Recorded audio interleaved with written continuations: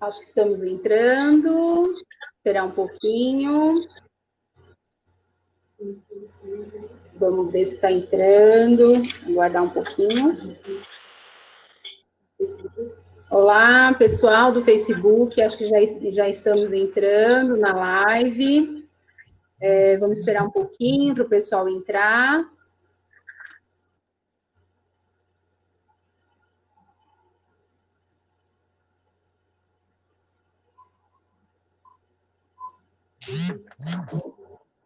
Então, vamos lá, gente. Boa noite. Vamos iniciar, então, essa live.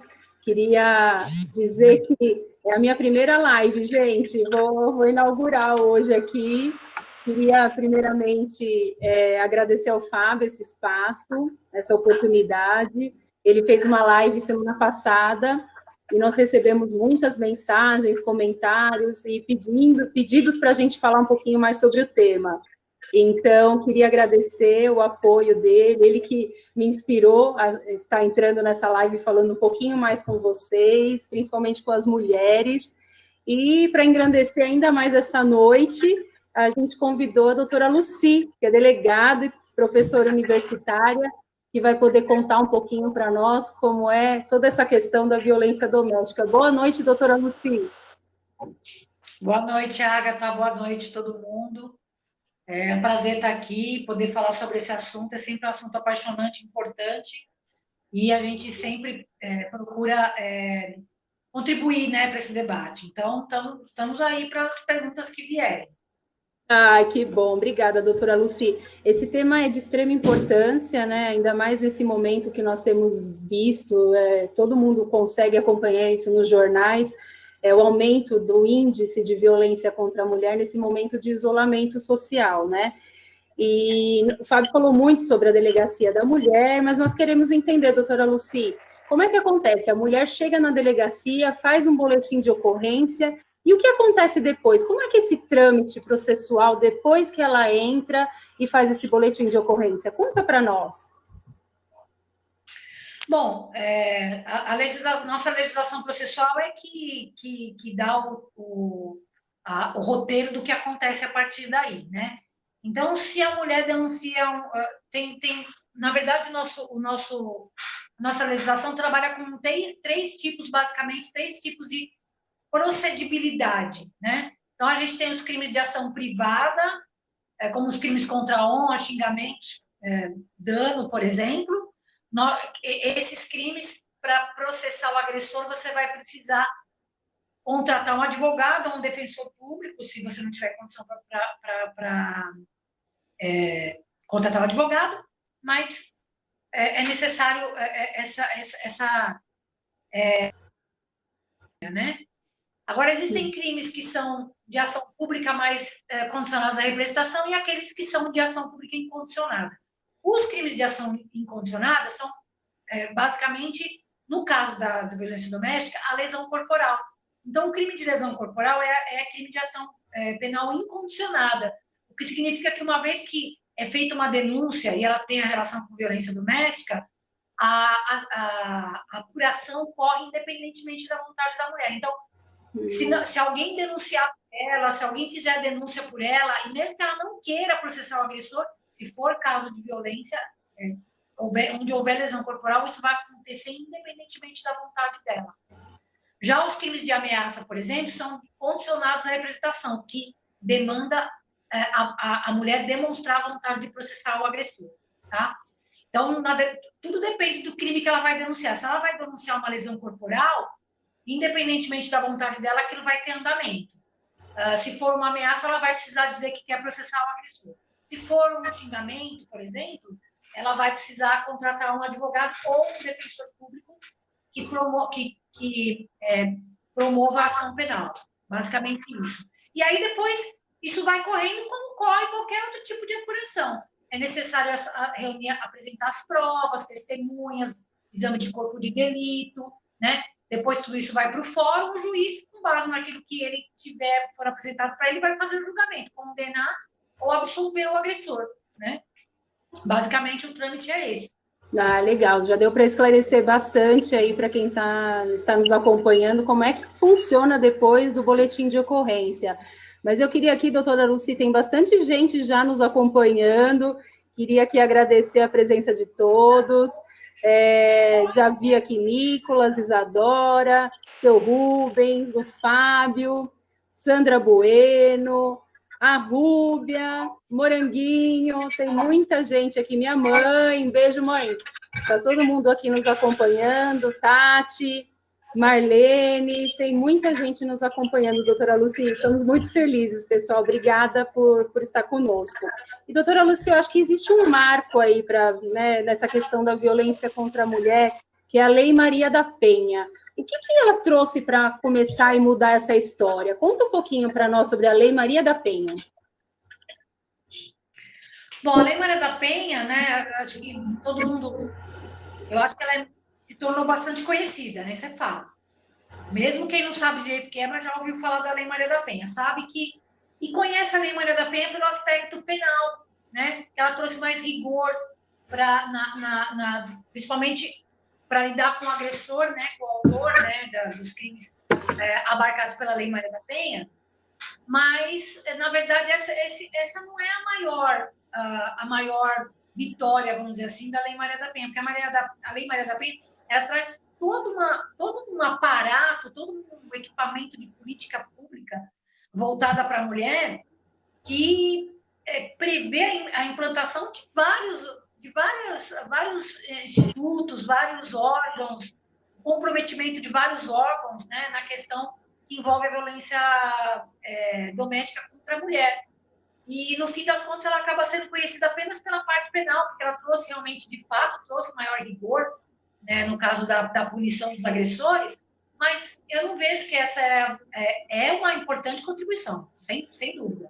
Mas não é a maior dela, nem sabe? Ela está dentro de um contexto que a lei traz e que foi muito importante, porque quem conhece a história da Maria da Penha, que ela foi vítima de violência por parte do marido por muitos anos, e ao contrário do que muita gente pensa, que a vítima da violência doméstica é aquela pessoa de nível, de pouco nível de escolaridade, de nível social baixo, isso não é uma verdade, porque a Maria da Penha, se não me engano, ela é engenheira química. Então, ela é uma pessoa de classe média. Quer dizer, a violência doméstica não escolhe classe social, né? Não escolhe escolaridade. Ela se dissemina por todas as classes sociais, enfim. E a Maria da Penha foi vítima de tentativa de homicídio 2 vezes, na última ela ficou paraplégica. E como a nossa legislação era insuficiente para lidar com esse caso, porque a gente ainda vivia um processo histórico complicado de machismo, ainda vive, mas era pior ainda, o caso da Maria da Penha foi se arrastando sem nenhuma solução, até que chegou na ONU, que, de uma certa forma, acabou cutucando o Brasil para que fizesse uma lei que fosse mais adequada para combater a violência doméstica. E daí nasceu a Lei Maria da Penha. Tá, legal. Acho que deu para contar essa história. A gente escuta muito falar da Lei Maria da Penha, mas tem muita gente que não conhece todo esse contexto, né? E, doutora Lucy, tem mais uma questão. Eu lembro quando o Fábio ele esteve no consórcio intermunicipal, ele me contava muito sobre a casa-abrigo, né? Mantida pelo consórcio, fica num lugar sigiloso. Conta um pouquinho para o pessoal que está nos assistindo como é que funciona essa casa-abrigo, o que é uma casa-abrigo, para o pessoal aí que está nos assistindo, para eles saberem que isso existe no nosso ABC. Sim, existe. É porque o que acontece? Muitas vezes as mulheres... dos impeditivos, às vezes, da mulher não denunciar a violência doméstica, porque ela pensa, para onde eu vou? Né? Eu não tenho para onde ir, apesar que não é uma realidade. A gente vê muita mulher que sofre violência doméstica que não necessariamente depende do agressor, às vezes é o contrário, né? Mas aí é uma outra questão, uma questão que a psicologia pode explicar melhor do que ninguém. Uhum. Mas, às vezes, a mulher pode estar com medo de denunciar ou não querer denunciar, porque ela pensa, para onde eu vou? Eu não tenho para onde ir. Ou então o agressor é uma pessoa perigosa, vai ficar com medo, e ela pode recorrer à casa-abrigo, que é o que é? Uma casa, né, preparada para receber mulheres vítimas de violência doméstica. E que a gente não sabe, né? As delegadas, o Poder Judiciário, a OAB, ninguém sabe onde fica essa casa, é um segredo. Pouquíssimas pessoas sabem, justamente porque o sigilo é a alma do negócio, porque ali elas estão protegidas. Então, até para enviar essas mulheres para o abrigo é uma operação, tipo, parece coisa do FBI, né? Porque realmente marca um determinado ponto de encontro, vem uma Kombi que leva elas. Então, isso eu fiquei sabendo quando eu participei justamente de uma reunião lá no abrigo, desculpa, no consórcio, que falou inclusive sobre o abrigo, né? Porque ele é mantido pelo consórcio intermunicipal. Então, ali foi explicado mais ou menos como é que era o funcionamento e o motivo, que a gente já sabia, né? O motivo do sigilo dessa casa. Mas ela está ali para a mulher que precisar, né?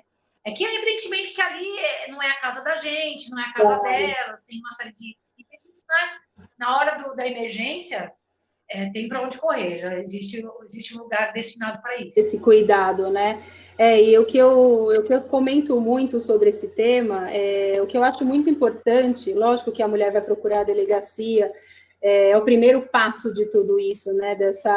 Desse rompimento, dessa situação de violência que ela fica. Mas o que eu acredito muito é num processo pós-delegacia, né? Eu acredito que a união de Secretaria da Saúde, assistência, eu tenho trabalhado no desenvolvimento social, né, do governo de São Paulo, e eu tenho visto o poder e a ferramenta maravilhosa que é o assistente social. Ele cuida do detalhe, e eu acho que a mulher, ela precisa, depois de toda essa situação na delegacia, ter um acolhimento mesmo, ter um carinho e ter possibilidades, né, para que ela consiga romper essa barreira, uma capacitação, no encaminhamento para o mercado de trabalho. Então, eu acredito que pós-delegacia temos que, né, realizar várias ações aí para que essa mulher e essa família, né, esses filhos sejam realmente acolhidos. E falando nessa questão de acolhimento, eu queria aqui contar um pouquinho do que eu fiz ao lado da Ana Carolina, lá em Santo André, no Núcleo de Inovação Social.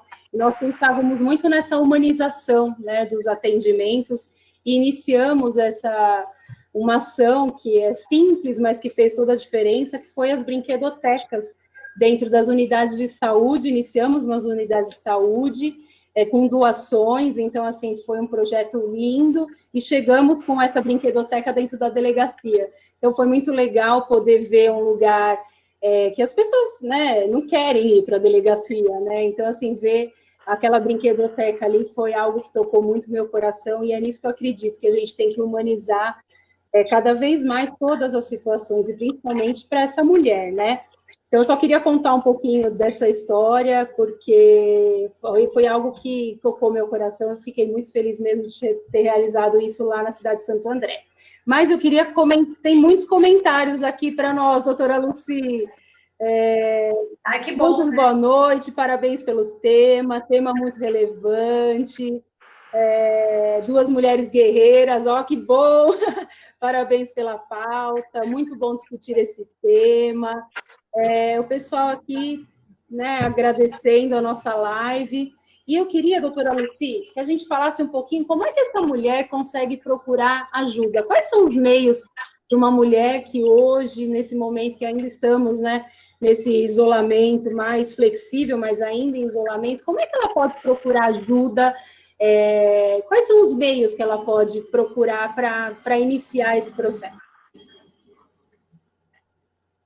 Eu só queria aproveitar o gancho que você falou do pós-delegacia, e eu falaria também do pré-delegacia, porque esse é um tema que não dá para ser enfrentado, como eu te falei, a Lei Maria da Penha ficou mais conhecida pelo rigor punitivo que ela trouxe do que por todo o resto, mas quando você fala em violência doméstica, você tem que pensar que em primeiro lugar, muita gente pode achar que a violência doméstica contra a mulher tem a ver só contra a mulher, e eu sempre digo que não, que o tema de violência doméstica contra a mulher, ele é um tema que afeta toda a família. Verdade. E muitas vezes a psicologia explica, muitos homens que agridem as suas companheiras foram homens que vieram de lares onde a violência doméstica existia. Ou seja, isso é um processo de violência cíclico e se você não interrompe, ele acaba, né, sendo se perpetuando, né? Achando que é Então, normal, né? acho que a sociedade começa a perceber que briga de marido e mulher tem que meter a colher sim, porque briga de marido e mulher não é só briga de marido e mulher, tem uma criança assistindo, e tem toda uma situação que se desenvolve a partir disso.